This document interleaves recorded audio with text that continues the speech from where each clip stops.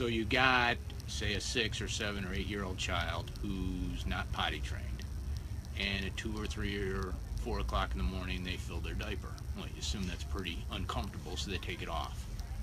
Pretty soon it's all over them, it's all over the bed. In short order, it's all over me, it's all over her. I'm snapping at her, she's snapping at me. We're both snapping at the kid, who is the only innocent party in the whole scenario. And the one thing that's conspicuously absent from that scenario is anybody who told you that shot was safe. They were all asleep in their bed. They haven't got a problem in the world. They can argue with families that your child, because it might be a single child, was genetic. They can try and put that back on the family and say somehow your genes are weak. But with us having 2 boys and 1 girl, they lose the argument with us, hands down. So we are the living proof that they're all lying. If you can tell us who you are. Brenda and David McDowell. Hi. How you doing? We have triplets. We have look at that. Triplets that are now 10. They are. I literally got. They're 10 years old. They're 10 now. That's before so is the that injury. 2 boys and a girl? 2 boys and a girl. And their names? I've written their names on the bus, so I do know. Richie, Robbie, and Claire, just as they are in that picture. Yeah, they're gorgeous. Okay. All right. So let's talk about what happened. Well, every day in our life was a party. Every single day they were holding hands and smiling and laughing and looking at each other, engaging in each other. And we brought them in at 9 months and 4 days we were doing 1 vaccine at a time. They were born 36 weeks, triplets, basically 5 pounds each. Wow. Yeah, we did well. They were well. Everything was well. They came home after a few days of being monitored in the NICU. And on June 25th, 2007, we brought them in for the pneumococcal shot. So just that shot? 1 shot. And I went in, not with my husband, he was working. I went in with my nanny, and we went in at 10 a.m. These are all 3? All 3, yeah. And it was the last one on the page is the June 25th, 2007 was the shot that did it. And we went in at 10 a.m. for the shot. My daughter still has the mark on her leg from the shot. She was the first one to get it, and she screamed and never really stopped screaming after that. But we continued. We didn't know. We did the boys as well. By noon, Claire shut completely off. Claire, our daughter, shut off first. It was as if she was blind and deaf and complete failure to thrive, from super happy, smiley girl to, this is a picture of her. She had full-blown eye contact. She was super lovely, and she shut right down. And all she did at that moment was stare at the ceiling fan. So that was at noon. We had the shot at 10 a.m. 2 o'clock, we watched Richie shut off. All his raspberry blowing and mama dada and the furniture walking and everything, they just shut off. All the giggles, all the smiles, again, failure to thrive. They lost all their reflexes. I'm an educational audiologist. I actually did the test for the stapedial reflex, which is a little muscle in the middle ear, just to see if a muscle they can't control was still working, and it didn't. The stapedial reflex dampens sound, so your ears don't hurt from a really loud sound, and both of them had no stapedial reflex. They stopped blinking, stopped yawning, stopped coughing, stopped sneezing. You could go towards their eyes and they wouldn't even phase, nothing would phase them. They lost their startle reflex. I threw a telephone book on the floor behind them, and no startle, nobody even looked to see what it was. So that was 2 o'clock. We watched Richie shut down, and I couldn't breathe. But here we go. The worst is when we saw the final one shut down. Sorry. There's Robbie. When we lost Robbie, Robbie looked like he was hit by a bus. Robbie, from that moment on, had a stunned look on his face. if you asked or said his name, he still acted deaf and acted like he couldn't hear, although they did have normal hearing. I had it all tested, but he lost his happiness. This is a first year picture, first birthday. 3 months after the shot. 3 months after the shot, they were no longer engaged in anything or anyone. They lost their smiles. They just were in their own little separate worlds. They never held hands again.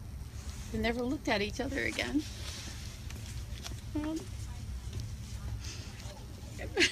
Sorry. Vaccine injury is real.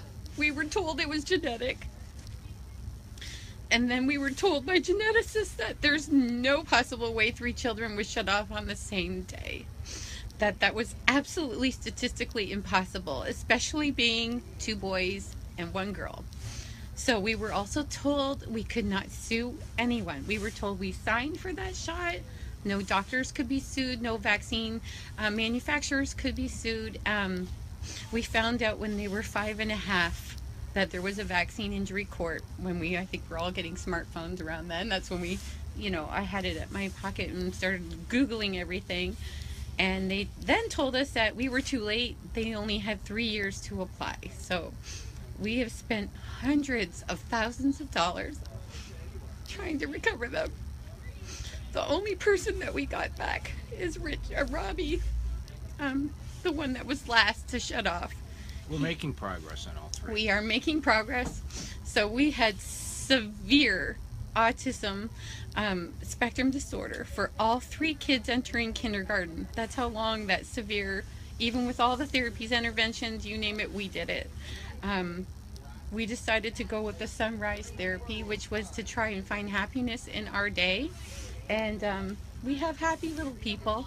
They're not mean, they're not aggressive, they're very happy, and I attribute that to the sunrise therapy.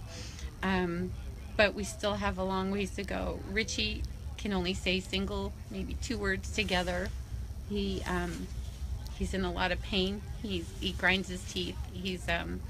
We're still working on it. Claire is still completely nonverbal, not potty trained. Richie's not fully potty trained. Robbie is now, and Robbie is approaching grade level, but severe OCD. And we're coming along. We just one day at a time. The nurse assured me over and over and over again that it would not harm them. It would not. I was so worried about that. And like you just said, where are they now? I did make a report the very next day. I called the nurse. I called Macomb. They wrote it all out, and they did not submit it. I found out later it was not sent in.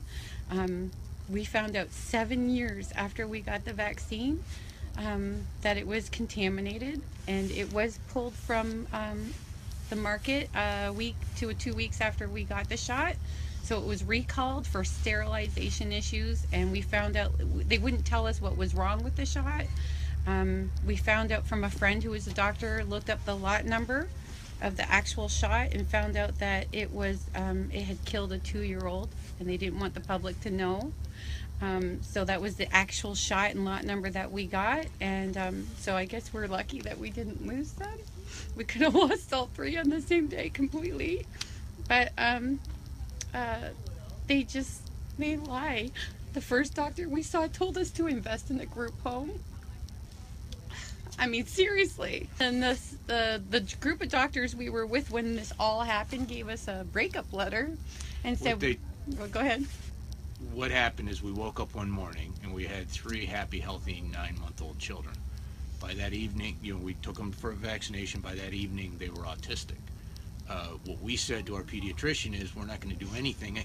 We're not going to do any more vaccinations until we know what happened here. What they said is, if you don't continue to do exactly what you did the day your children turned autistic, we're going to fire you from our practice. So they broke up with us. Oh. They broke up. They sent us a lovely letter saying we were no longer welcome at their practice because we weren't going to continue well baby checks. And that is the one decision that we'll never regret. That's just, You're not alone. We're not alone. Love. somehow, I don't know if I'm crazy, but I really believe in my heart that we're going to get them recovered, because I knew they were so normal before. Truly, truly sorry. Thank you. For your I know, beautiful and children. yours.